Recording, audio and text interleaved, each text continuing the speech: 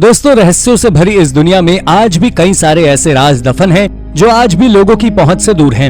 इन रहस्यों को हमसे परिचय करवाने के लिए खोजकर्ताओं और इतिहासकारों की टीमें हमेशा ही कोशिश में जुटी रहती हैं और सबको चौंकाने वाली ऐतिहासिक चीजों को हमारे सामने लाती रहती हैं। इसीलिए आज की इस वीडियो में हम बात करने वाले हैं हमारे सामने खोजकर्ताओं के मेहनत के रूप में सामने आई 10 रहस्यमयी जगहों के बारे में। तो चलिए शुरू करते हैं हमारी आज की इस वीडियो को। Number 10, ancient Roman sanctuary. दोस्तों, बदलती हुई भूगोलिक स्थिति की वजह से कई सारी सदियों प्राचीन चीजें और प्राचीन शहर जमीन के नीचे दफन हो गए हैं, जिनमें से कईयों का उल्लेख तो हमें किताबों में मिलता है तो कईयों का नहीं। खोजकर्ताओं को इटली की राजधानी रोम के नीचे मिली एक ऐसी ही रहस्यमयी और प्राचीन सेंचुरी इस बात का प्रमाण है। इस सेंचुरी को लैपिस नाइगर सेंचुरी के नाम से जाना जाता है, जिसका मतलब होता है काले पत्थर से बनी सेंचुरी। प्राचीन रोम के नीचे मिली ये सेंचुरी पूरी तरह से काले पत्थर से निर्मित है। साल 1889 से 1890 में खुदाई के दौरान क्यूरिया और जूलिया और आर्क ऑफ सेप्टिमियस सीवेरस के बीच में मिली ये सेंचुरी देखने में अपने आप में काफी अद्भुत है। खुदाई के दौरान इस सेंचुरी में कई जानवरों के अवशेष, मूर्तियां, श्रद्धा संबंधी उपकरण मिले हैं। उनका मानना यह था कि शायद रोमन्स किसी विशेष पूजा के लिए इस सेंचुरी का उपयोग करते थे, जिसका कारण अभी तक पता नहीं चला। 6वीं सदी की यह सेंचुरी अपने आप में मिली काफी ज्यादा रहस्यमयी है। Number 9, Vikings boat grave. दुनिया के महान योद्धाओं में शुमार वाइकिंग्स को भला कौन नहीं जानता।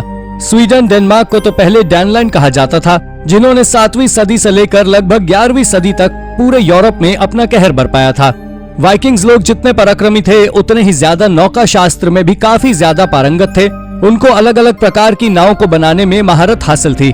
इस बात के कई सारे प्रमाण किताबों में तो मिलते ही हैं, साथ ही इतिहास की गोद से भी कई सारे ऐसे सबूत मिले हैं जो उनकी इस महारत को सही साबित करते हैं। साल 2019 में आर्कियोलॉजिस्ट को स्वीडन के उपसाला में 2 वाइकिंग्स एरा की नावों को अनअर्थ किया। इन नावों की बनावट काफी ज्यादा अद्भुत थी। इन नावों में एक कुत्ते, घोड़े और एक इंसान के जीवाश्म भी मिले। एक्सपर्ट्स के हिसाब से माने तो ये वाइकिंग्स एरा में लोगों के मरने के बाद उन्हें इसी प्रकार प्रिजर्व किया जाता था। इस खुदाई में खोजकर्ताओं को इन नाव के साथ साथ तलवार, तीर कमान, भाले और ढाल भी बरामद हुए। Number 8, island of gold. दोस्तों, इंडोनेशिया में साल 2021 में वाटर डाइवर्स ने 14वीं सदी के एक सोने के जखीरे को पानी के अंदर खोज निकाला है। इंडोनेशिया में प्रचलित प्रमुख दंत कथाओं के मुताबिक इंडोनेशिया के पैलियमबैंग इलाके के क्रोकोडाइल लैडन म्युंसी नदी के पानी में किंगडम ऑफ श्रीविजया का एक काफी पुराना खजाना छुपा हुआ है, लेकिन इसकी लोकेशन किसी को भी नहीं पता। इस दंत कथा को सही मानते हुए लगातार 5 सालों तक डाइवर्स ने मुंसी नदी का चप्पा चप्पा छान मारा और कई बहुमूल्य बुद्ध प्रतिमाओं की खोज की। लेकिन अभी हाल ही में 5 सालों की मेहनत के बाद डाइवर्स ने आइलैंड ऑफ सुमात्रा को ढूंढ निकाला है, जिसमें अनेकों प्रकार के बहुमूल्य ज्वेलरी शामिल है। ये खजाना प्राचीन किंगडम ऑफ श्रीविजया का माना जाता है, जो प्राचीन समय पर मरीन सिल्क रूट कंट्रोल करता था, जिसकी राजधानी इस नदी में स्थित एक आइलैंड पर थी। Number 7, last Roman gladiator arena. अभी हाल ही में साल 2022 में स्विट्जरलैंड में खुदाई के दौरान खुदाई कर रहे मजदूरों को एक 1400 साल पुराना ग्लैडिएटर एम्फीथिएटर मिला है।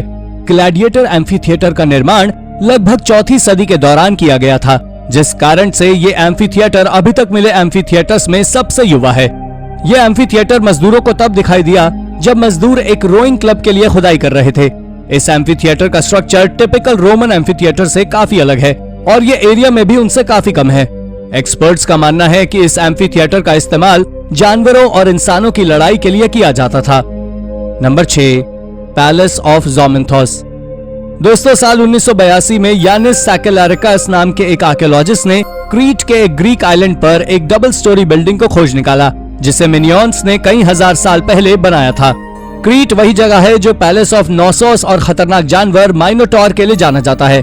कहा जाता है कि यानिस द्वारा खोजा गया हिस्सा किसी बड़े निर्माण का एक छोटा सा हिस्सा है।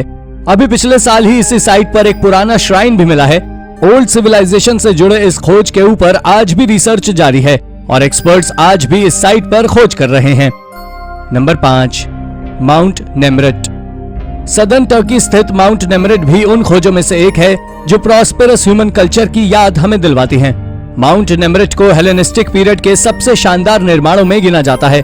इस हिस्टोरिकल साइट पर किंगडम ऑफ कॉमजीन से जुड़ी कई पत्थर की मूर्तियां हैं जो पर्शियन और ग्रीक दोनों ही कल्चर से ताल्लुक रखती हैं। एक्सपर्ट्स की माने तो कॉमेजियन किंगडम के लोग इन मूर्तियों को अपने भगवान के रूप में पूजते थे, लेकिन इनके साथ साथ इनकी स्थापना यहाँ इसलिए भी की गई थी जिससे ये उनके राजा एंटियोकस I की कब्र की हिफाजत करें।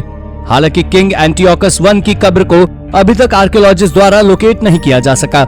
इस साइट की सबसे बड़ी मिस्ट्री ये है कि कई मूर्तियों के ऊपर से उनके सिरों को तोड़कर अलग कर दिया है, जिसके पीछे के कारण अभी तक लोगों से दूर है। कहते हैं किसी खास कारणवश ही इन मूर्तियों के सिर इनसे अलग किए गए हैं। Number 4, world's oldest coin mint. दोस्तों, अभी हाल में ही साल 2021 में आर्कियोलॉजिस्ट ने दुनिया के सबसे पुराने कॉइन मिंट को चीन के येलो रिवर रीजन के पास ग्वानज़ोंग नाम की जगह पर खोज निकाला है। इतिहासकारों की माने तो कॉइन मिंट लगभग 2600 साल पुराना है, जिसका निर्माण लगभग 800 BC के आसपास हुआ था। यहाँ की खुदाई करते वक्त खोजकर्ताओं को न केवल इस कॉइन मिंट का ढांचा मिला, बल्कि उन्हें इस जगह पर सिक्के बनाने के कई सारे अनफिनिश्ड स्क्रैप भी मिले। इसके अलावा उन्हें यहाँ पर हाई स्टेटस रिचुअल्स वेसल्स, हथियार, रथ बनाने की मशीनरी और गहने भी मिले। यहाँ पर उन्हें कई अधबने सिक्के भी मिले जो दिखने में आज के टिपिकल सिक्कों से काफी अलग थे। Number 3, collapse of zeta.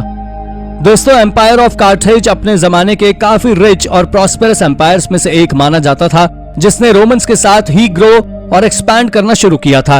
और ज़ीटा इस एम्पायर की सबसे समृद्धशाली शहरों में एक था, जो प्रॉस्पेरस होने के साथ साथ अपनी एग्रीकल्चरल गुड्स और मेथड्स के लिए काफी प्रसिद्ध था। ऑलिव ऑयल इस सिटी की ग्रोथ का सबसे बड़ा सोर्स ऑफ इनकम था। मेडिटेरेनियन और अफ्रीका के बीच इस एम्पायर का काफी ज्यादा प्रभाव था। लेकिन ऐसा क्या हुआ कि इतनी प्रॉस्पेरस सिटी को अचानक से 200 AD में लोगों ने अबैंडन कर दिया। रिसर्चर्स की माने तो इसके पीछे का सबसे बड़ा कारण है रोमन्स और कार्थेज के बीच का युद्ध, जिसमें रोमन्स की जीत हुई और इस खूबसूरत सिटी का कंट्रोल रोमन्स के हाथ में चला गया। रोमन्स ने इस सिटी के रहवासियों को अपनी पैतृक एग्रीकल्चरल तकनीक को भूलकर इंडस्ट्रियलाइजेशन की तरफ फोर्स कसरत चालू कर दिया, जिसके चलते यहाँ के लोगों ने ऑलिव ऑयल का प्रयोग मेटल्स को रिफाइन करने के लिए शुरू कर दिया और ज़ीटा के रिसोर्सेज रोमन्स ने खत्म कर दिए, जिससे ज़ीटा की पूरी सोसाइटी पूरी तरह टूट गई और जिसके नतीजन उन्होंने अपनी इस सिटी को पूरी तरह से छोड़ दिया। नंबर 2, टर्किश हेलिस स्पा टाउन। दोस्तों, टर्की में स्थित हायरोपोलिस को स्पा टाउन भी कहा जाता है, क्योंकि इस सिटी को सबसे पहले रोमन्स ने अपने स्पा और वेकेशन स्पॉट के रूप में ढूंढा था।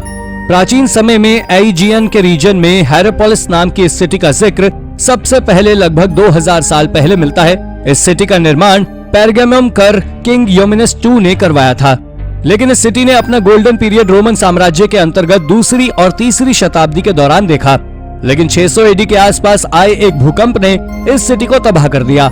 लेकिन यह सिटी दोबारा फिर खड़ी हुई और लगभग 700 AD तक खुशहाल रही। लेकिन उसके बाद यह सिटी दोबारा से वीरान हो गई, जिसको लेकर अभी तक हिस्टोरियंस ने कुछ नहीं कहा। इस सिटी में कई सारी गर्म पानी के सोर्स हैं, जिस वजह से इस सिटी को स्पा सिटी कहा जाता है। Number 1, lost villages of Norfolks. दोस्तों, इंग्लैंड के नॉर्फॉक एरिया में लगभग 200 गांव ऐसे थे जो किसी न किसी कारण से लोगों की नजरों और उनकी पहुंच से दूर हो गए थे। कहा जाता है कि कई गांव तो सी वाटर लेवल बढ़ाने के कारण डूब गए, तो कई गांव को लोगों ने सेकेंड वर्ल्ड वॉर के बाद छोड़ दिया या फिर उनसे खाली करवा लिया गया। इनमें से कई गांव का तो आज पता ही नहीं। इन गांव के बारे में लोगों को बस इसलिए पता है क्योंकि डूम्सडे नाम की एक किताब में इन गांव का जिक्र है। इस किताब को विलियम द कॉन्करर के ऑर्डर पर लिखा गया था, जिसमें इंग्लैंड के हर गांव का जिक्र है। किस्मत से इन गांव का जिक्र भी हमें इस किताब में देखने को मिलता है। इनमें से कुछ गांव जिनके जिक्र किताब में मिले, उनमें से कईयों के निशान तो मिट चुके हैं। जिनके निशान मिले भी वो भी बहुत कम है, जिससे ये पता लगाया जा सके कि इन गांव के गायब होने के पीछे आखिर असली वजह क्या थी। तो दोस्तों, ये थी हमारी एक और इंटरेस्टिंग वीडियो। अगर आपको ये वीडियो पसंद आई हो तो इसे लाइक करें और हाँ, जाते जाते चैनल को सब्सक्राइब भी जरूर कर दीजिएगा। धन्यवाद।